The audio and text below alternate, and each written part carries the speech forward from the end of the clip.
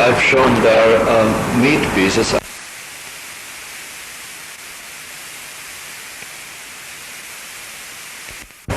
And Yes. perhaps you'd like to talk about that first of all. Well, yes, my first exhibition was going on at the Sticky Kraus Gallery in 1971. I've shown there meat pieces, I call it meat pieces, that were experiments I have done with meat, with sheep heads, pork heads, also with vegetables, fruits and so on. And I was studying the way how it was going rotten, how it disturbed. One of these things was 6 pork heads in different fluids, like salt water, turpentine, petrol, and so on. And I was filming and drawing the way how it disturbs. And out from these things, I think, is a lot of my work now, which is still using organic material like bones. Just now I do it in a way like really conventional sculpture work. I use these bones and this material really as a material, together with metal and stones. To the drawing.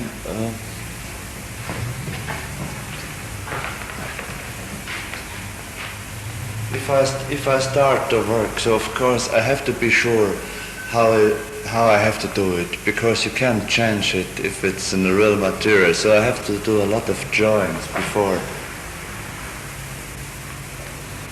This drawing we're looking at now is one that you developed into one of your sculpture pieces, isn't it? Yes, it is. It was realized 2 years ago. Of course, there are a lot of other ones before, but this one has something to do with the end of the work. You know, it was the way, like I realized it. What are the heads that are appearing on the? It was a sheep head, yes. Yeah, sheep that's head. on the drawing there. Yeah, it's on the drawing. This the sheep head, and I have done this metal piece on it. You know, and that should be a chair. You will see it after it. What about this preoccupation with chairs on the drawing? Well, chair will be used for sitting, and the 2 chairs which are standing in a opposite position.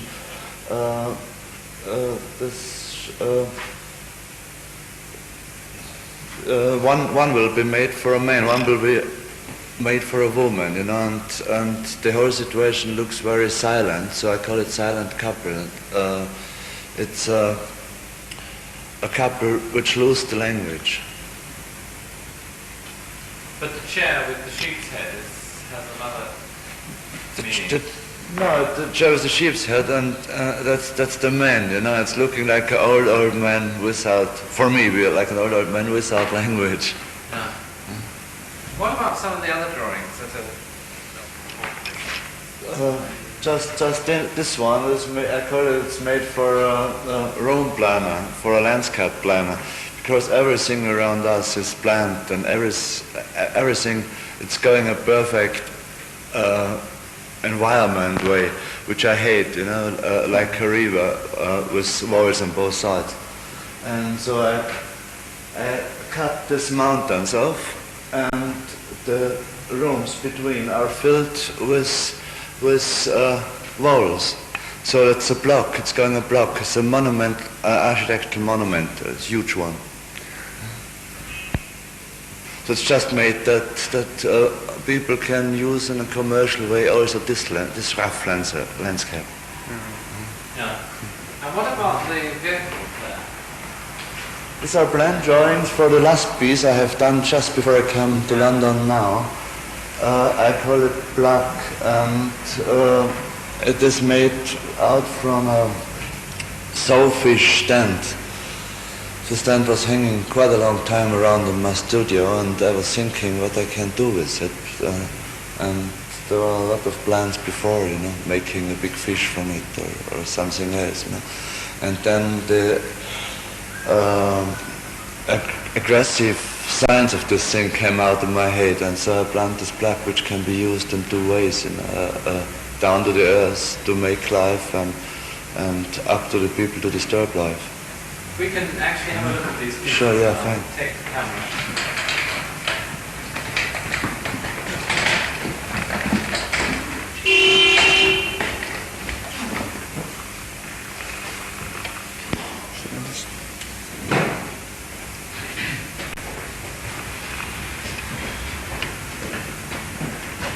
This piece here, Tony. This is the one piece I ever have done which has a real actual reason, or better said, bodom. It's called a baptism robe for a child which is born in Vietnam.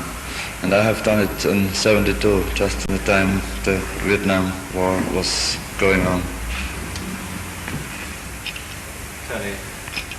Yes, these things are really sharp, like knives, like a Roman or fighting machine. And this thing is, in one way, looking very, very aggressive. And of course, an agriculture machine is just no aggressive, in no way. It's just the opposite. And altogether, it's really looking like a farmer machine. Pete, if you could come a little bit nearer to the camera. I like things, materials together, like here. Organic material and this metal together very, very much. I think that's such a very fine sense in it. Yeah. Some of the pieces are bone, the original bone, and then the metal takes over the form of the bone. Yes. And actually, pieces are going out, the basic, it is always the organic material. And in the exhibition here, this is hung very close to the hanging blade also. To the joints, you mean? Oh, this one? Yeah. Get that on the camera. This is the baptism robe. I think a very strange thing. It's sharp also here. And these hooks you have here are made for hanging something on it, like gifts for a child, like mystical things for a child. Yeah. If you know that in my country in the old days, baptism robe, they had small pockets on it, just for filling with some ingredients and some health flowers, or how it's called ever, you know. And I find that's a fantastic thing to do that. Yeah. Now we're going to just turn around a corner, and we'll get a first view of some of the other pieces in the exhibition. Wow.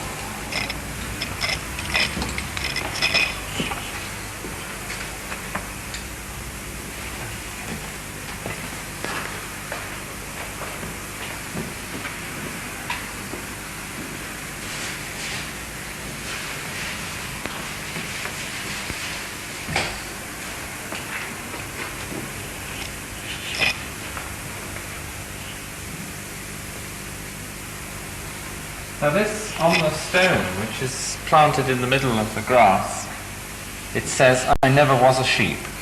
And then there's a sheep's head with metal thongs, metal horns coming out. Can you say something? Yes, this means that a sheep is not really content with his own exist. And so it's just a transfer from a human thinking and a sheep thinking. And it's a gravestone. It's a gravestone, yes. And on the gravestone should be this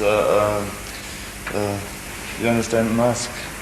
This mask which a sheep has on, which don't like to be a sheep. Yeah. Death mask.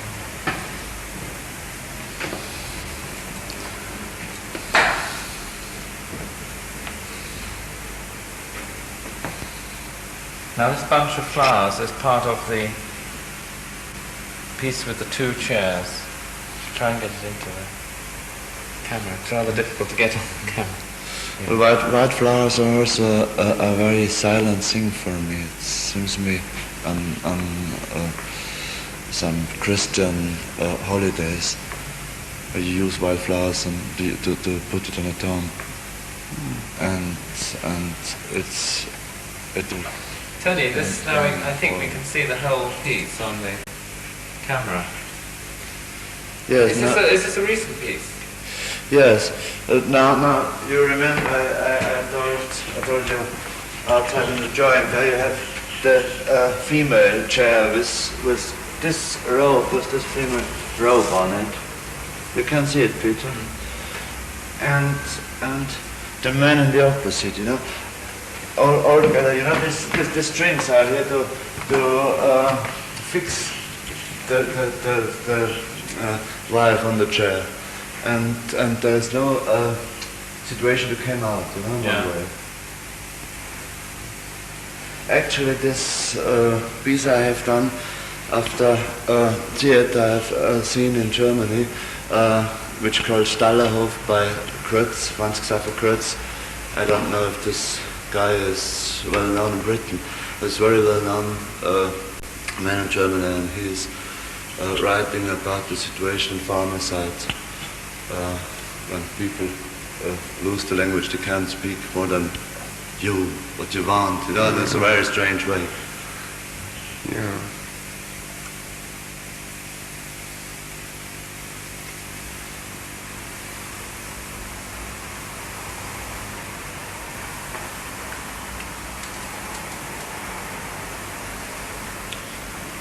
And from the craft work which is in it, you know, I like this coming together here with fall and metal again, you know, it's a very, very fine, very sense thing. It's there.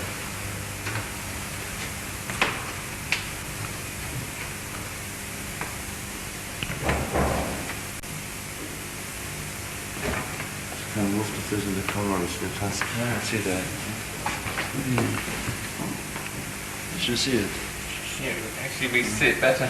Oh, sorry, Peter. It's okay.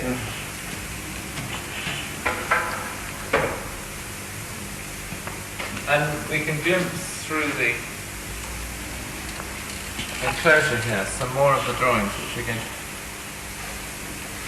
I should say some words about the installation here, Pete, because I'm very lucky how you have done it here in this way. And I think it's really necessary that we have built up these small rooms and each piece can show in a several way, a different way. Tony, now we're looking at a piece which many people who came to the opening the other night thought was an altar piece, thought it was a religious thing, but in fact it's not, is it? No, it's not. It's called a John, you know, and it's a way, the white thing, the white material seems to be a way to come to it, you know, like in a castle, like in a room which should impress poor people, you know, if they're and the fat man is sitting on the other end, and so you have to open a huge door which makes you small, and you have to jump in a huge room makes you small, and on the other end you have to buy the things, and so I have done these needles on it, you know, to open the man, you know, to make something wrong on his position. So it looks like culture because the light here is a little bit sacral. I don't know the name. But the dimension wouldn't be right about. Yeah. It's just a dimension for a chair to sit on it. With a cushion on the top. Yes. And the spikes to. The spikes, I mean, I call it the needles, you know, the spikes, which should make the position of the man who is sitting on it unsafely. It's very like this blade on this chair. Yes, which is like a knife again, yeah. Tony, we're going to look at this last piece now from the side. See it sort of. This piece of material. What is the symbolism of this piece of material that comes from the John? Do you mean the way? Yeah. It's the symbol for a way which is going through the drawing. Or on the drum. Yeah. People who use the drum have to use the weight. Now we're going to look at some drawings. Not all of the drawings have to do with the sculptures. Some of them are just drones or situations which I like to have for the sculptures, places where I would like to put the sculptures on. A lot of them are made for outside, you know. Actually, this should stand outside.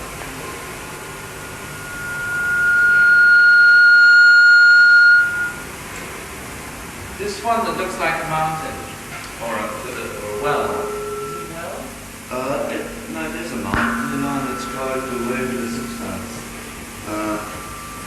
which is inside of the mount. Yeah. Now, there seems to be a lot of water in your paintings. Is there any sort of significance? No, perhaps I like water and earth and the things very much. And also fire. I'm a very romantic man, and so this all symbolic things like fire, water, earth.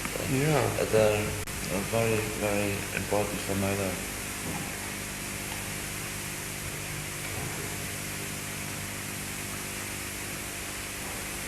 What is this last one on the left?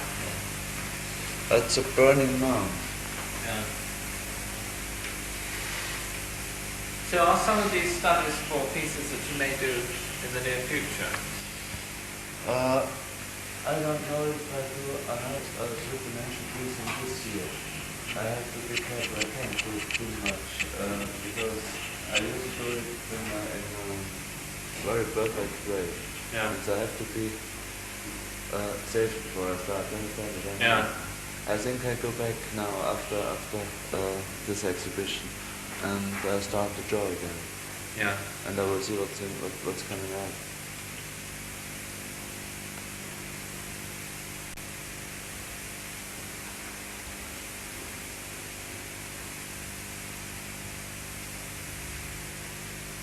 Peter Weimar, who is director of the museum in Innsbruck and knows your work very well, is here today, and I wonder if it would be possible for him to say some things about Tony's work.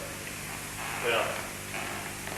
Maybe interesting that his work should be also regarded in context with the Austrian scene. Yeah. It means that there are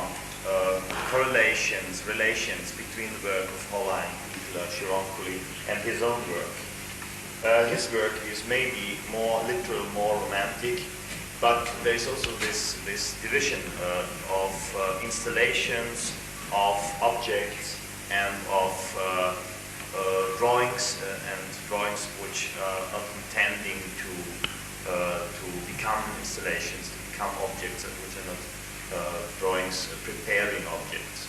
So this is certainly one similar attitude like in the work of Hollein Hitler. And the second thing is his fascination of natural material. We spoke about that before. So there's a lot of romanticism and tendency to metaphorical and surrealistic interpretation of nature. Tony, would you say this is the correct view of your work? Well, It's yes, only a Peter part. knows my work very well, and so I think, yeah, it's quite correct. It's only one part. One should see Yeah. it from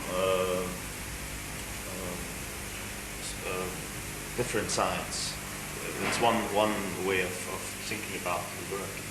It may be interesting what you are fascinated of, and because in the work of Gironcoli, Pichler, Hollein, and his work is a strong connection to architectural points of view. How do you see that? But I think you deny the direct connection here. I mean, it seems to me that there is an identifiably Austrian preoccupation with death and with symbolism of a kind that has not been explored in England for a long time. I mean, not since maybe 1900, early 1900 period. And there's also a strong feeling for ritualistic objects, which we tend to go away from. I think the English are in love with the picturesque, but they're not in love with the sort of strong object. Yeah. And there's certainly an identifiable way of drawing, which you can see on this drawing will serve as well as any. Maybe you can get it on the picture. A particular way of showing a sort of ambiguous edges of things, and yet the thing is very accurately drawn. At the same time, every object that you see has an ambiguity. It might be a chair, but it might be a throne, but it might be a tomb, but it might be a piece of architecture, but it might be a dream, you know? And this is the thing that I think I'm very fascinated with, and does run across the different people's work. From then on, one can see that Tony is a much more romantic person, and much more, there's almost a sense, for me, a sort of theatricalism of them, which I don't mean as a put-down at all. I don't mean that they're superficially theatrical. I think there's a real sort of almost Wagnerian sort of drama situation going on there. But it's also often very ironic. Yeah. There's not sarcastic, but ironic. Yeah. There's much humor. Humor also in this ambiguity. Yeah.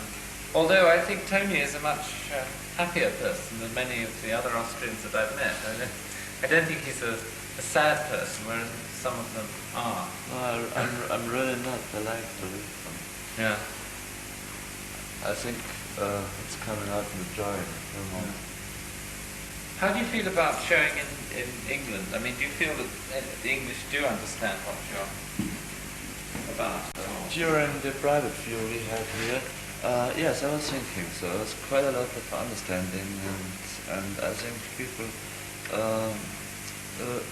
they like what I do, and they understand really in the way I want.